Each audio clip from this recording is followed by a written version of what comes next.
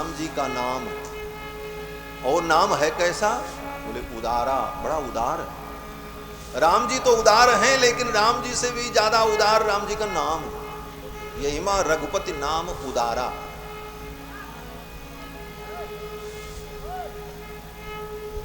ये उदारता क्या है?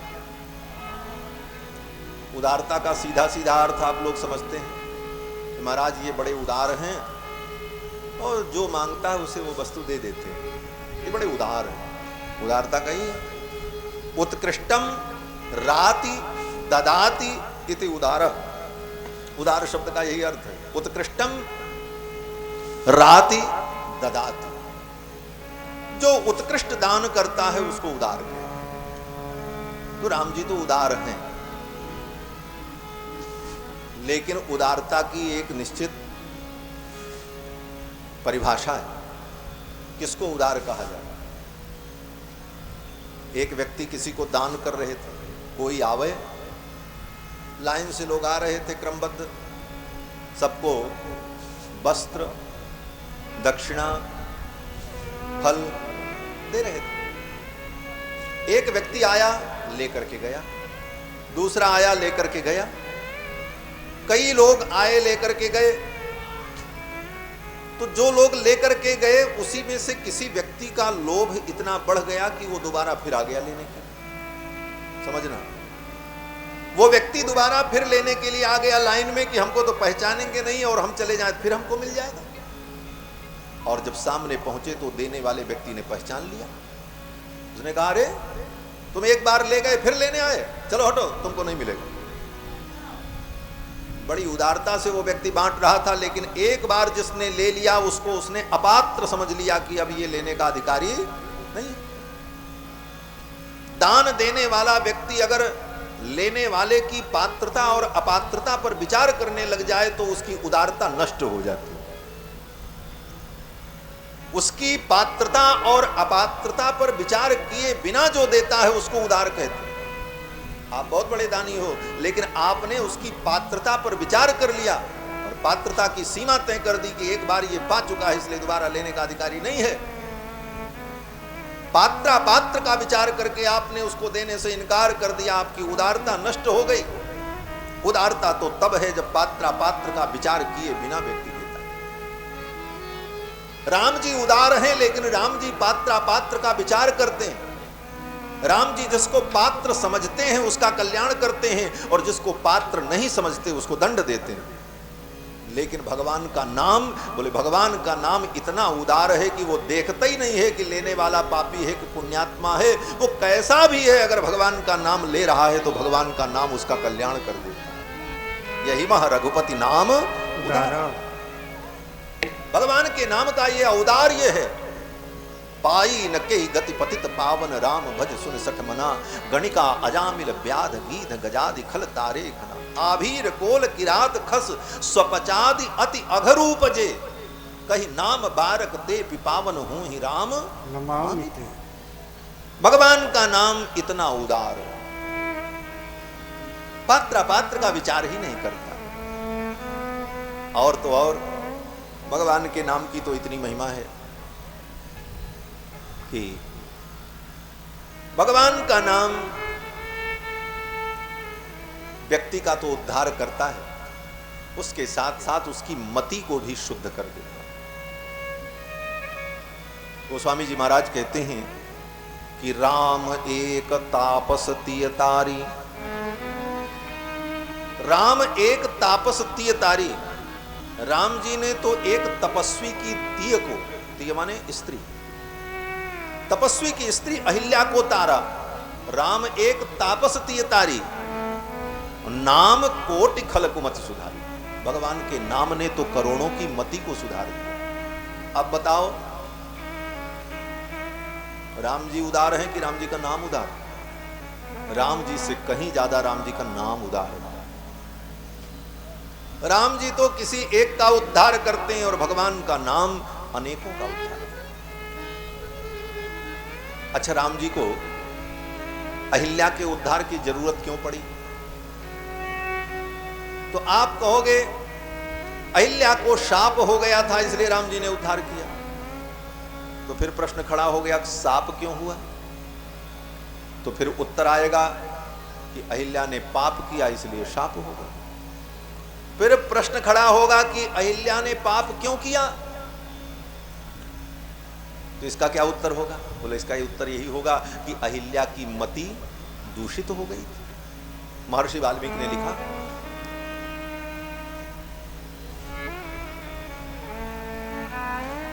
महर्षि वाल्मीकि अहिल्या के प्रसंग में कहते हैं कि दुर्मेधा देवराज कुतूहलात्, दुर्बुद्धि अहिल्या के मन में कुमति उत्पन्न हो गई।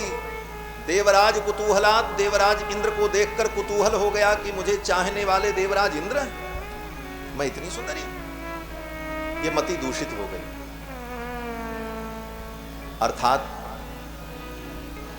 मति दूषित हुई तो पाप हुआ, और पाप का परिणाम शाप हुआ, और तब उस शाप से मुक्त करने के लिए राम जी को आना पड़ा और राम जी ने अहिल्या का उद्धार किया।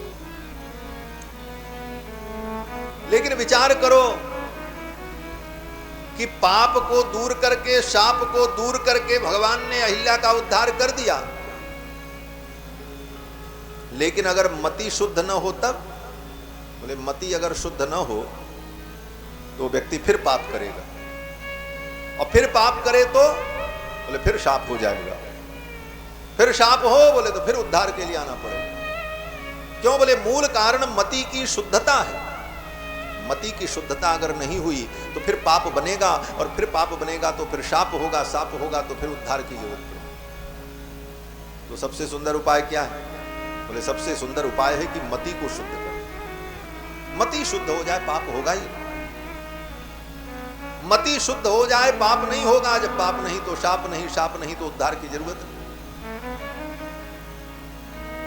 जैसे एक जगह कहीं विष का वृक्ष जमा हुआ था, एक सज्जन आए, उन्होंने कहा ये विष वृक्ष है,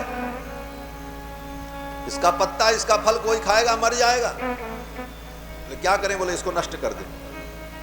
अब वो नष्ट करने लगे, पत्ते को नोचा, तोड़ा, उसकी डंठल तोड़ी और सब तोड़ ताड़ के फेंक दिया। बोले हमने विष के वृक्ष को नष्ट कर दिया, अब इसके द्वारा किसी का नुकसान नहीं होगा। चले गए। 6 महीने बाद आए, देखा तो फिर वृक्ष जम गया, फिर उसमें अंकुर निकल आए, फिर नोच करके फेंका, फिर 6 महीने बाद प्रकट हो गया वृक्ष। एक सज्जन आए, उन्होंने कहा ऐसे नहीं नष्ट होगा। बोले तब? बोले इसकी जड़ ही उखाड़ करके फेंक। उन्होंने जड़ से ही उखाड़ करके फेंक दिया, दोबारा वो वृक्ष जमा ही नहीं। तो हमारे जीवन में पाप हो जाए और उस पाप का हम प्रायश्चित कर लें, पाप से मुक्त हो जाएं, लेकिन जब तक पाप करने वाली बुद्धि शुद्ध नहीं होगी, जो मूल कारण है, तब तक पाप होता रहेगा। राम जी पाप को नष्ट कर देते हैं, राम जी संताप को नष्ट कर देते हैं, राम जी जीव को शाप मुक्त कर देते हैं। लेकिन राम जी का नाम, बोले राम जी का नाम तो पाप करने वाली जो दुर्बुद्धि है उस बुद्धि को ही बदल देता है। राम एक तापस तिय तारी, और नाम कोटि खल कुमति सुधारी। भगवान के नाम ने करोड़ों लोगों की कुमति को, करोड़ों लोगों की कुबुद्धि को सुधार दिया। अर्थात हम अपनी बुद्धि को शुद्ध करके भगवान में लगावें। इसका उपाय क्या है? बोले राम जी का जप करो, राम जी का नाम लो, जितना हो सके राम नाम लो। महाराज बोले महाराज कितनी माला जपे? बोले माला गिन के मत जपो, जितना हो जाए होने दो। चलते फिरते उठते बैठते, हमारे अयोध्या में संत लोग माला जपते हैं, कभी देखो हजारा माला से जपते महाराज। 1000 दाने की माला होती, 108 वाली नहीं। 108 वाली 10 माला मिलाकर के एक माला बनती है, उसको हजारा माला कहते हैं। हमारे पास भी है। हमारे पूज्य महाराज श्री ने नियम बना रखा था, 1 लाख राम नाम रोज जपते थे। परम श्रद्धेय वैकुंठवासी पूज्य महाराज श्री जयराम दास जी महाराज, पूज्य महाराज श्री हमारे 1 लाख राम नाम रोज जप करते थे। महाराज जी ने तो दर्शन नहीं किया। और भगवान की ऐसी विलक्षण लीला। इसी वर्ष कोरोना शुरू होने के पहले 6 मार्च को 2 मार्च को मैं कथा करके सुखताल से आया, जहां सुखदेव जी ने राजा परीक्षित को कथा सुनाई थी, वहां भागवत कथा थी। आस्था चैनल पर लाइव प्रसारण था। उसी समय महाराज श्री का फोन गया, जल्दी अयोध्या आओ, मेरी तबीयत ठीक नहीं। मैं 2 तारीख को कथा पूर्ण करके अयोध्या पहुंचा। 3, 4 2 दिन वो स्वस्थ रहे। 4 तारीख को शाम को 4 मार्च को उन्होंने हमको बुलाया और अपनी हजारा माला, जिस माला से रोज 1 लाख राम नाम जपते थे, अपनी हजारा माला उठाई और मत्थे में लगाया और हमको दिया, राघव जी लीजिए, अब तो हम जप चुके जो जपना था, अब तुम जपना। 4 तारीख को। और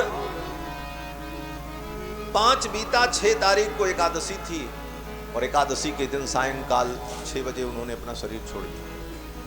पूज्य महाराज श्री 1 लाख राम नाम जप नियम से जपते थे, रोज उनका नित्य का नियम।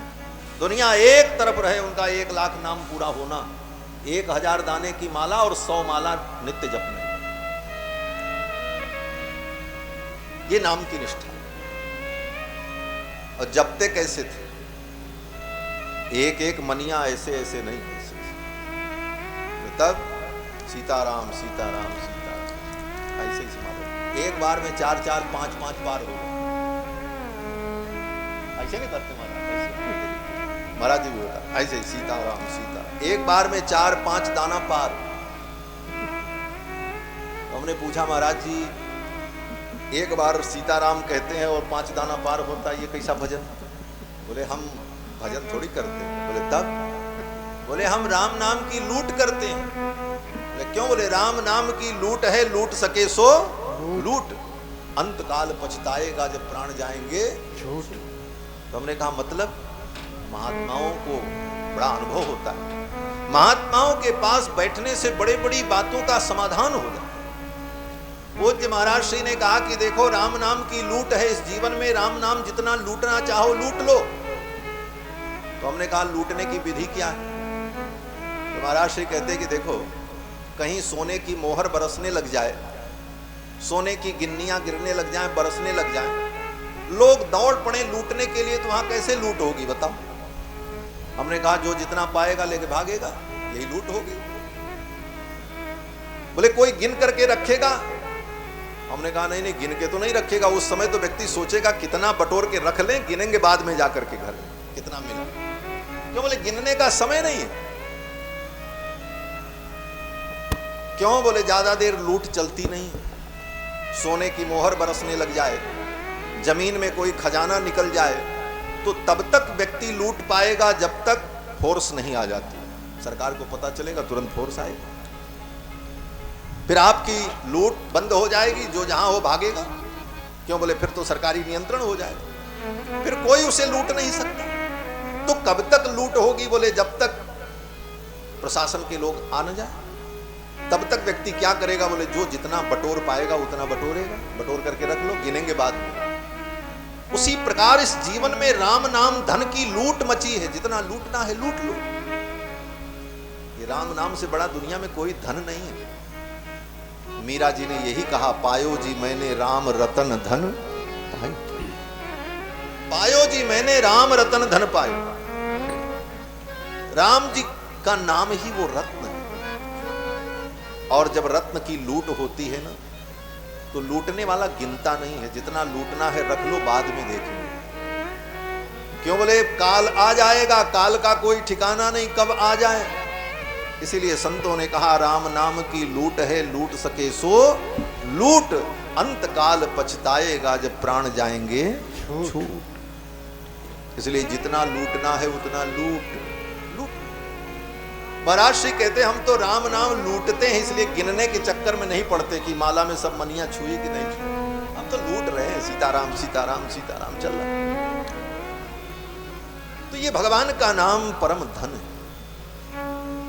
इस परम धन को संग्रह करो, दुनिया के सारे धन यहीं छूट जाएंगे, सारा बैंक बैलेंस यहीं रह जाएगा।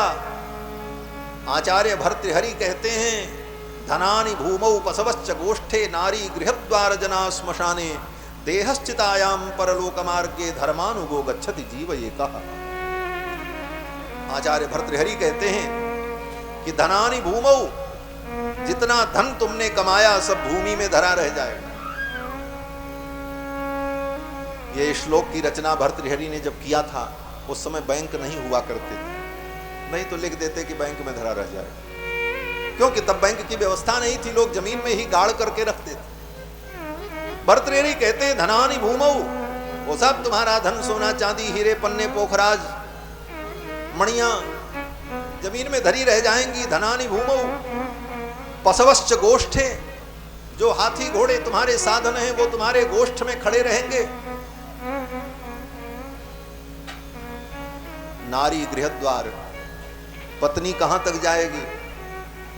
बोले मर जाने के बाद पत्नी भी केवल द्वार तक जाएगी, द्वार के आगे वो भी नहीं जाएगी। शमशान में पत्नी नहीं जाती है, वो तो दरवाजे तक ही जाएगी। जिसने कहा था जन्म जन्म का साथ है हमारा तुम्हारा, उसका भी साथ दरवाजे पे ही छूट जाएगा। धनानि भूमौ पशवश्च गोष्ठे नारी गृहद्वार जना श्मशाने, और जो तुम्हारे जन हैं वो कहां तक जाएंगे? बोले श्मशान तक।